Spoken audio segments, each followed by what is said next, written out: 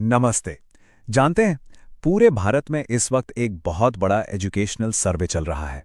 इसका मकसद है हमारे छोटे छोटे स्टूडेंट्स की सबसे बेसिक स्किल्स को मापना। तो चलिए आज इसी पर गहराई से बात करते हैं। तो आज हम ये समझेंगे कि आखिर ये फाउंडेशनल लर्निंग स्टडी, जिसे FLS भी कहते हैं, है क्या, ये क्यों किया जा रहा है और सबसे दिलचस्प बात, क्लासरूम के अंदर असल में होता क्या है। तो सबसे पहले बात करते हैं इसके पीछे की बड़ी वजह की, मतलब ये सब क्यों हो रहा है। देखिए, इस पूरे सर्वे के सेंटर में है निपुण भारत मिशन। ये एक नेशनल मिशन है जिसका लक्ष्य बहुत साफ और सच कहूं तो काफी बड़ा है। लक्ष्य ये है कि ग्रेड 3 खत्म होते होते देश का हर बच्चा पढ़ना लिखना और बेसिक मैथ्स सीख जाए। तो इस स्टडी में ना दो मेन चीजों को परखा जा रहा है। पहली है फाउंडेशनल लिटरेसी, मतलब बच्चे पढ़ और समझ पाते हैं या नहीं, और दूसरी है फाउंडेशनल न्यूमरेसी, जिसमें बेसिक मैथ्स और प्रॉब्लम सॉल्विंग स्किल्स आ जाती हैं।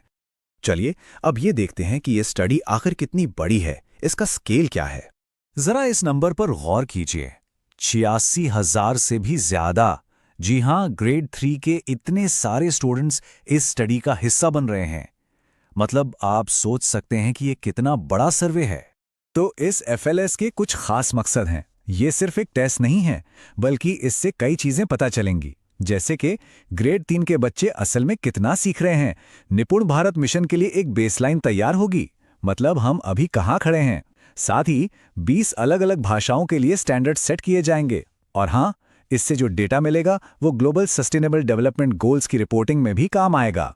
अगर इसे आसान भाषा में समझना हो तो आप FLS को हमारे एजुकेशन सिस्टम का एक नेशन वाइड हेल्थ चेकअप मान सकते हैं। बिल्कुल वैसे ही जैसे एक हेल्थ चेकअप बताता है कि शरीर में कहाँ सब ठीक है और कहाँ इलाज की जरूरत है, ये स्टडी भी यही बताती है। तो हमने ये तो समझ लिया कि ये क्यों हो रहा है। अब देखते हैं कि ये टेस्ट होता कैसे है, मतलब असल में क्लास के अंदर क्या होता है। ये कोई ग्रुप टेस्ट नहीं है, ये असेसमेंट एक एक बच्चे का अलग से लिया जाता है, मतलब एक एडमिनिस्ट्रेटर और एक स्टूडेंट। इससे ये पक्का हो जाता है कि हर बच्चे पर पूरा ध्यान दिया जाए। चलिए आपको कुछ उदाहरण दिखाते हैं। तो पहला टास्क देखिए, ओरल कॉम्प्रिहेंशन का। यहां असेसमेंट लेने वाला कहता है लड़का केला खा रहा है, और बच्चे को बस सही तस्वीर की तरफ इशारा करना होता है। बहुत सिंपल है ना? लेकिन इससे ये पता चलता है कि बच्चा सुनी हुई बात को कितना समझ पा रहा है, जो पढ़ने लिखने की पहली सीढ़ी है। और जानते हैं, इसकी स्कोरिंग भी बहुत इंटरेस्टिंग है। ये सिर्फ सही या गलत वाला सिस्टम नहीं है। देखिए, अगर बच्चा 4 से 5 वाक्यों को सही तस्वीर से मैच कर लेता है तो उसे मिलते हैं 3 पॉइंट्स, 2-3 के लिए 2 पॉइंट्स और सिर्फ एक सही जवाब के लिए 1 पॉइंट। इससे ये बारीकी से पता चलता है कि बच्चे की समझ का लेवल क्या है। ठीक है, अब एक मैथ्स का टास्क देखते हैं। बच्चे से एक सिंपल सा सवाल पूछा जाता है, ये पेंसिल कितने सेंटीमीटर लंबी है। ये बच्चे की प्रैक्टिकल स्किल जैसे कि नापतोल को चेक करता है। और यहां भी स्कोरिंग सिस्टम बड़ा स्मार्ट है।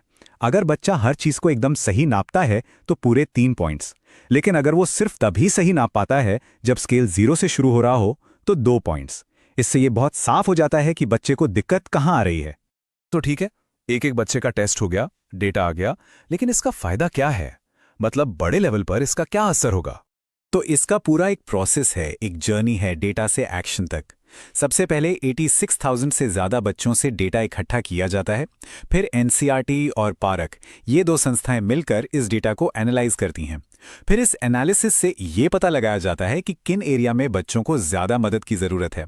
और आखिर में इसी जानकारी के आधार पर देश और राज्यों की टीचिंग स्ट्रैटेजी को बेहतर बनाया जाता है। ये स्टडी असल में एक तरह का प्रोग्रेस ट्रैकर है। इससे पता चलता है कि हम निपुण भारत के 2026-27 वाले लक्ष्यों के कितने करीब पहुंच रहे हैं। और ये सब कुछ हमारी नेशनल एजुकेशन पॉलिसी 2020 के हिसाब से ही चल रहा है। तो आखिर में एक सवाल सोचना जरूरी है कि जैसे जैसे भारत अपनी प्रोग्रेस को इस डेटा से नापेगा, तो ये डेटा हमारी क्लासरूम्स का भविष्य कैसे तय करेगा। क्योंकि ये स्टडी सिर्फ एक रिपोर्ट कार्ड नहीं है, ये आने वाले कल की पढ़ाई का एक पूरा रोड मैप है।